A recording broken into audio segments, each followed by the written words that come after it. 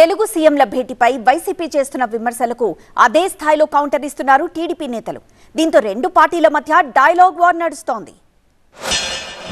విభజన చట్టంలో ఉన్నటువంటి అంశాల మీద చర్చించుకోవడం రహస్యమల అవుతుంది.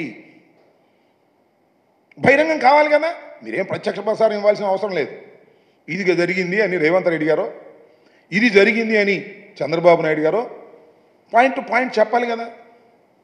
మీరు చర్చలు జరిగాయి, చర్చలు జరిగితే ఇది అడిగారు మేము ఇస్తామన్నాము, ఇది అడిగారు మేము వద్దన్నాము అని చెప్పాలి కదా.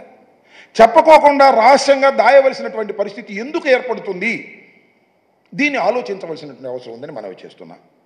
దాంతోపాటు చంద్రబాబు నాయుడు గారు నాకు రెండు సమానమే.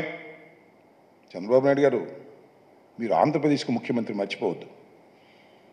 రెండూ సమానం అయితే మీ పార్టీ పరంగా చూసుకోండి, కానీ ముఖ్యమంత్రిగా ఉండి తెలంగాణ కూడా నాకు సమానం అనేటువంటి పద్ధతుల్లో మీరు మాట్లాడుతున్నారంటే ఏదో ద్రోహాన్ని ఆంధ్ర రాష్ట్ర ప్రజలకు మీరు చేయబోతున్నారు.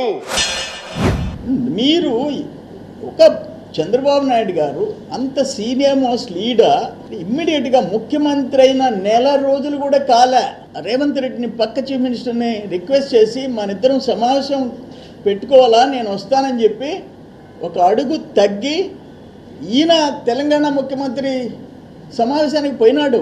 అరే నీ మాదిరిగా జనంలోకి రావాలంటే చెట్లు నరకాల, జనంలోకి రావాలంటే హెలికాప్టర్లో పోతుంటే కింద పట్టణాల్లో షాపులు మూసేయాల, ఒక కర్ఫ్యూ, నువ్వు బయట వస్తే ఒక కర్ఫ్యూ, ఎమర్జెన్సీని మరిపించావు నువ్వు. నీ నాయకుడు